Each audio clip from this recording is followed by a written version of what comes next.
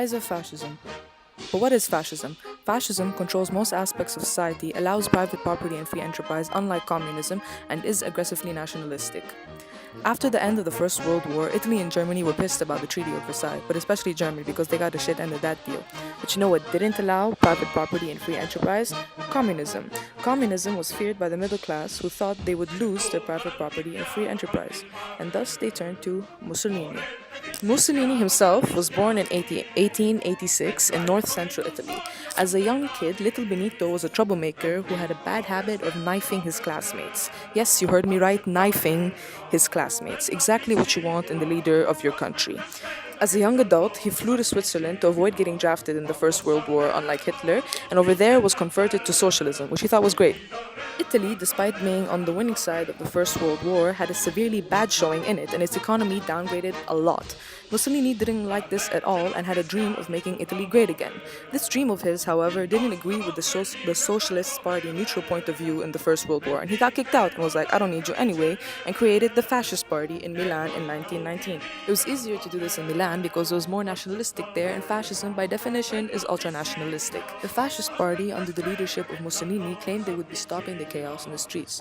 To do this, Mussolini had a gang of thugs called the Squadristi, aka the Black Shirts, who would go out into the streets and riot against communists.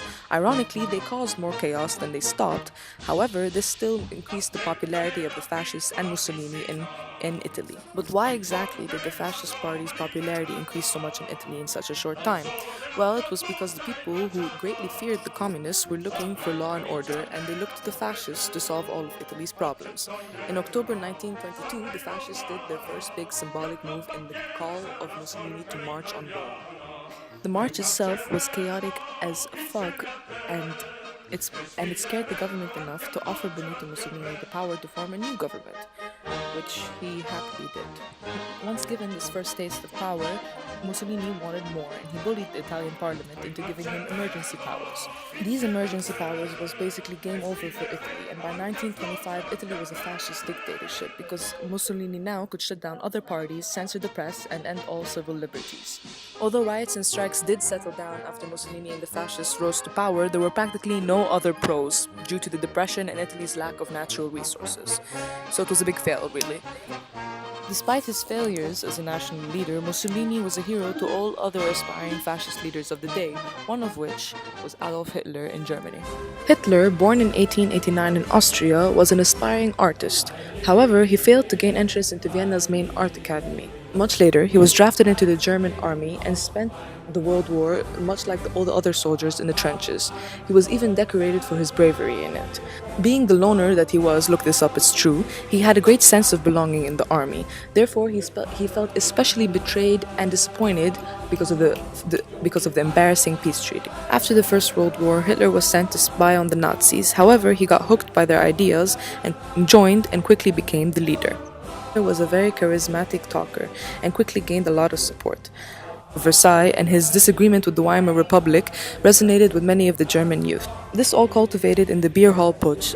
In the Beer Hall Putsch, Hitler tried to seize power through force. However, this failed and he ended up in jail.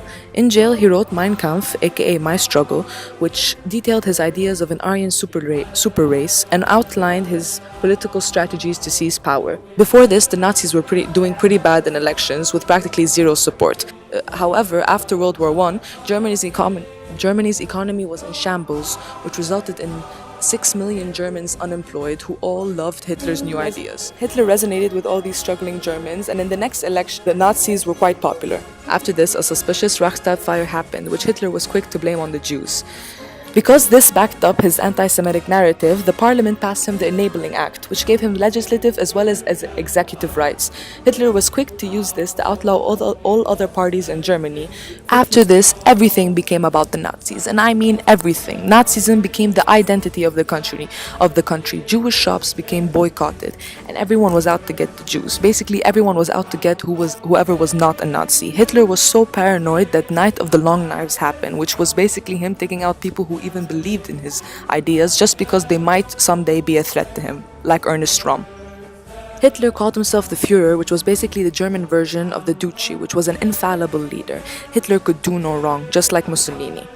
What I mentioned earlier about making everything Nazi was called yeah, it was called Gleichstellung. I can't say it even if I tried. This was basically the plan to replace any Nazi, any non-Nazi person with a Nazi. And who was supposed to carry all this out? His secret police, the Gestapo. Propaganda preached that Hitler was amazing and could do no wrong. It also preached that Jews were the November criminals. It was the Jews' fault that the embarrassing Treaty of Versailles had happened, and basically everything wrong that was going on with Germany right now was because of the Jews. In case you didn't know how much Hitler hated the Jews, he made the Nuremberg Law, which was basically that Jews could not marry any non-Jews, and to expel all Jews from Germany.